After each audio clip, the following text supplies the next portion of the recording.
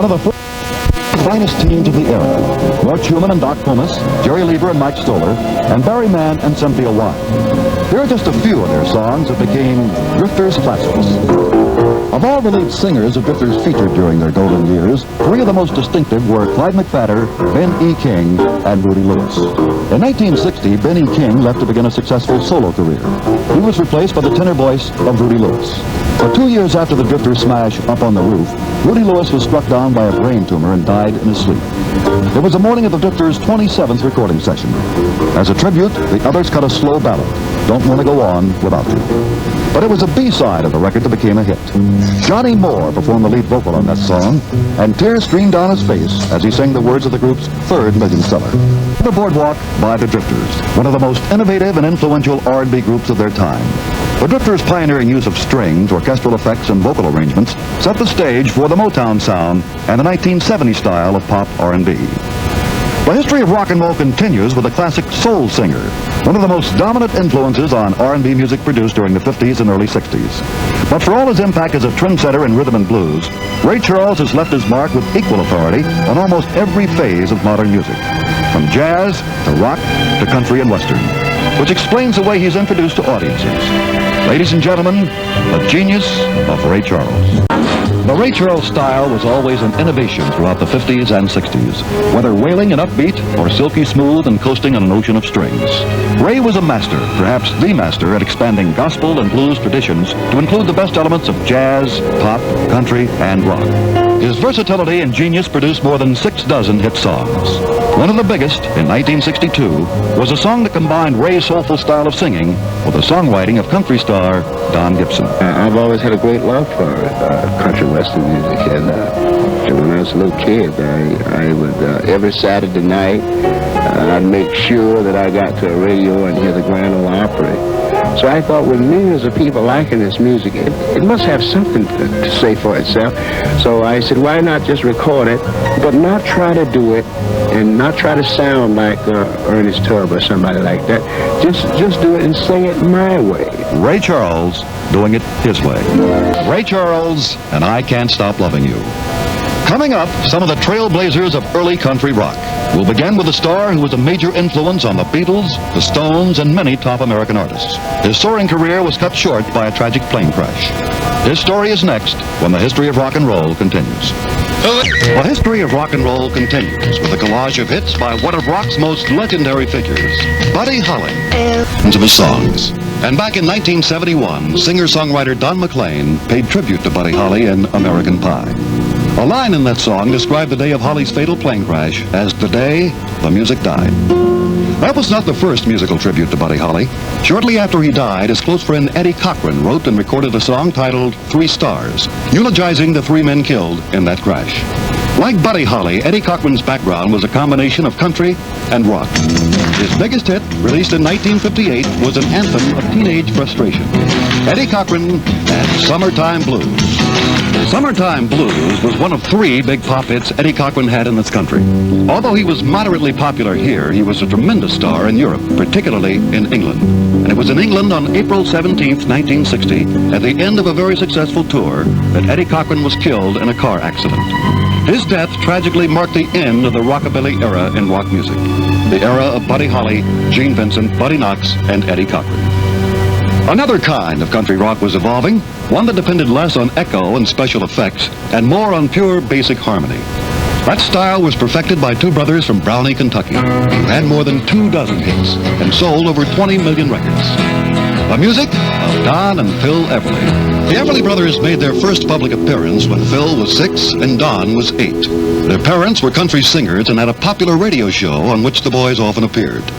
The Everly Brothers launched their own career in 1957 with a song that had already been turned down by Elvis Presley and over 30 other artists. The Everly Brothers and Bye Bye Love.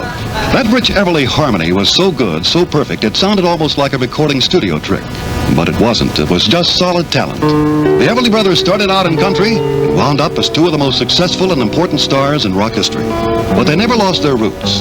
Phil Everly. Rock and roll really is an extension of country music, you know, and Buddy Holly, Jimmy Boone, Buddy Knox, and Don and I, Elvis Presley. that was that whole country rock contingent that brought a lot of the sound out. In the early 60s, the Everlys were joined by another pioneer of early country rock, a man they called the Big O. His story is next on The History of Rock and Roll. To the present, the history of rock and roll continues with a collage of the hits of Roy Orbison.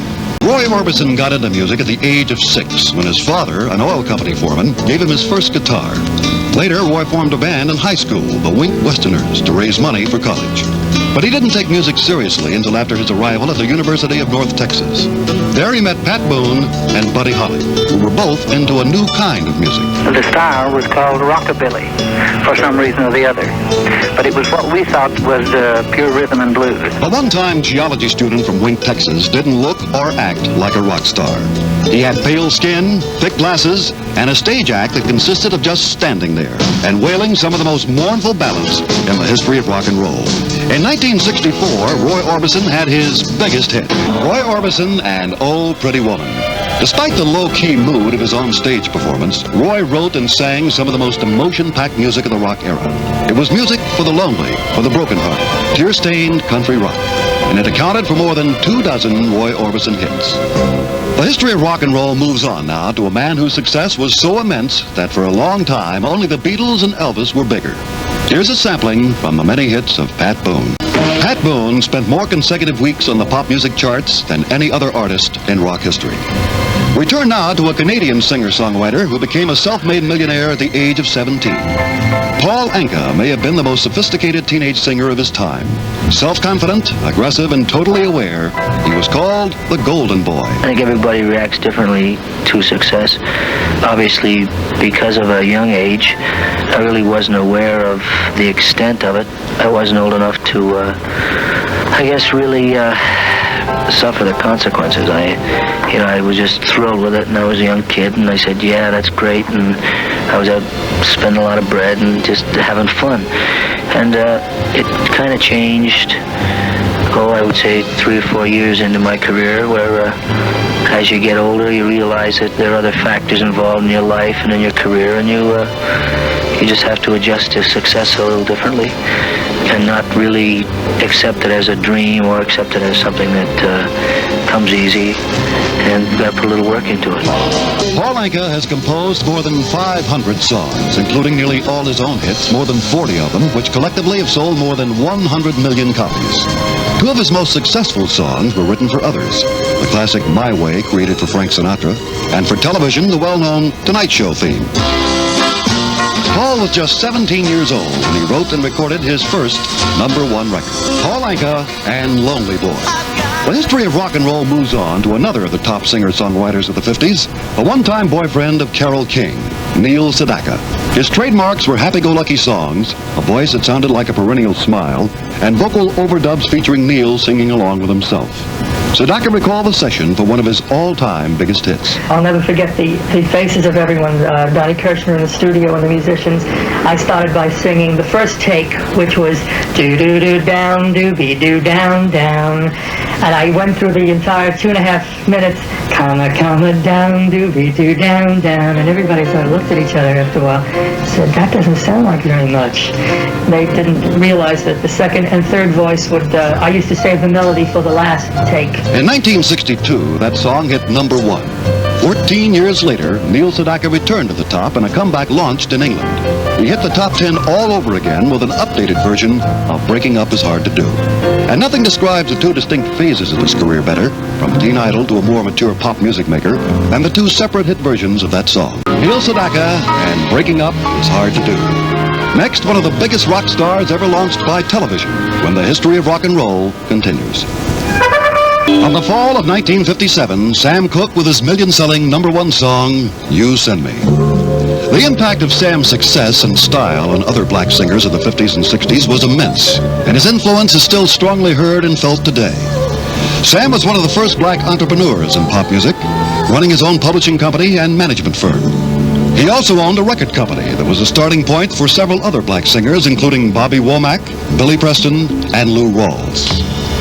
On Saturday, December 11th, 1964, Sam Cooke died in a motel shooting in downtown Los Angeles, and pop music lost one of its greatest contributors. The history of rock and roll moves on now with another major black star of this period. A one-time prize fighter whose voice had astonishing range and whose style was firmly rooted in gospel. They called him Mr. Excitement, and with good reason.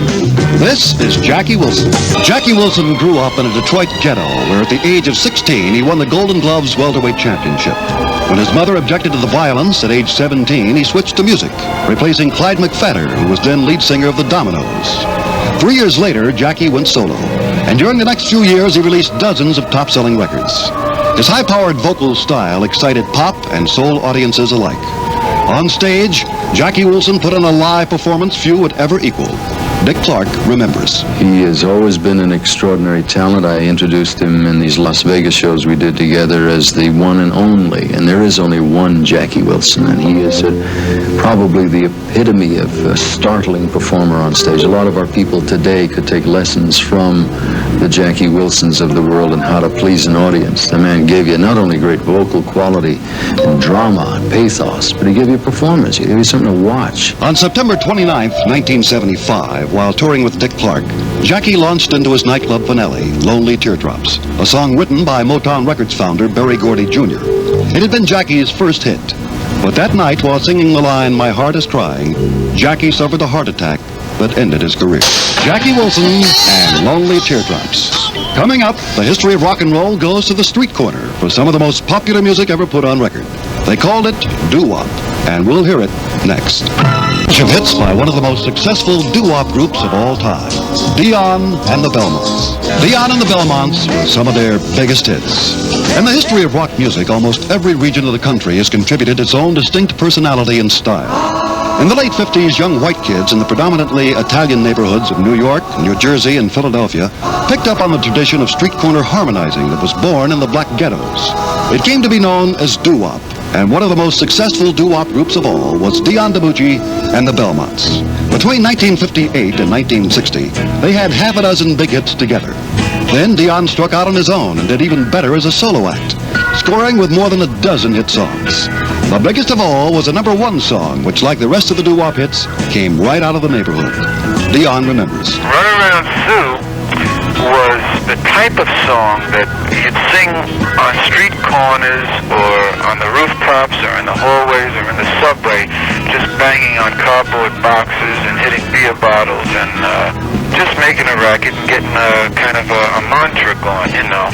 And what happened was we had a party one night in the schoolyard, and that song, that riff, affected us so much we had it going for about 3 hours, you know. And the following week I wrote some lyrics to it, and we did, you know, a session with it and tried to recapture that same feeling. Of course we didn't, because when we brought the record back to the neighborhood, all our friends said, you loused it up. It was so much better the night we did it in the schoolyard, you know. But it worked. Dion Damucci and Run Around Sue. While Dion and the Belmonts were riding high, another young Philadelphian gave up his job as a chicken plucker to become the king of dance records. Ernest Evans renamed himself Chubby Checker. It was partly in tribute to Fats Domino, and it was also a very smart gimmick. Then in 1960, he recorded the song that became the biggest dance record in history. The song itself is written by Hank Ballard in the Midnighters. The song had been written maybe 5 years before I did it. But the actual movement itself, I can give the credit to my brother Tracy and Spencer. My brother was about 6 years old then, and the other one was about 9, I think, about that old. And they helped me get that movement together, and then from that came many variations. Chubby Checker and the Twist. In all, Chubby had nearly 3 dozen successful singles, most of them about a different dance. Good time songs like the Hucklebuck, Pony Time, and Limbo Rock. But none could top or compare with that first enormous smash, The Twist. It was #1 twice in 2 separate releases, and according to Billboard magazine, became the #1 rock and roll single of all time. When we continue, the history of rock and roll spotlights a chart sweep of golden rock hits from the 50s.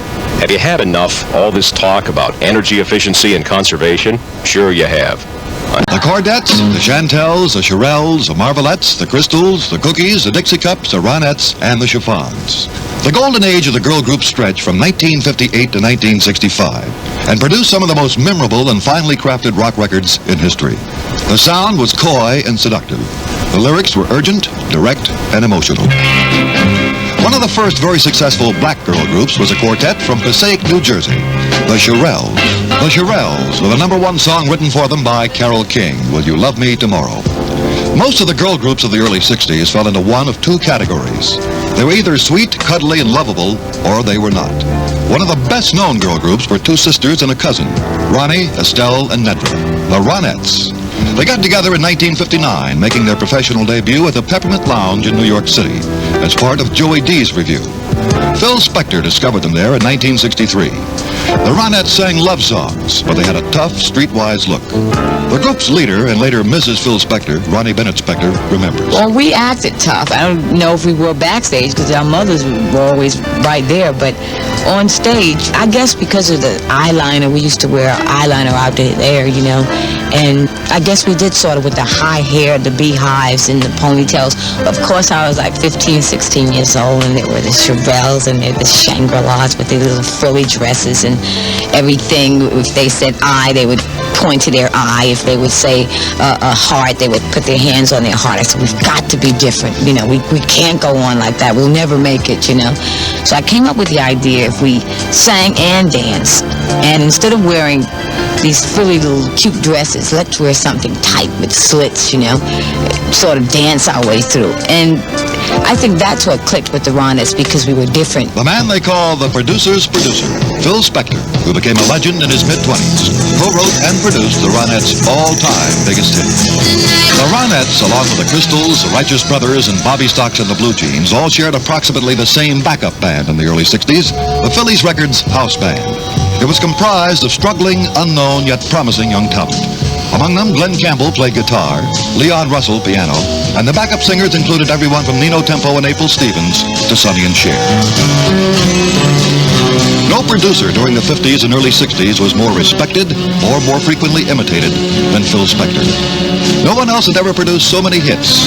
Of the first 30 singles Spector produced for his own label, 27 made the charts.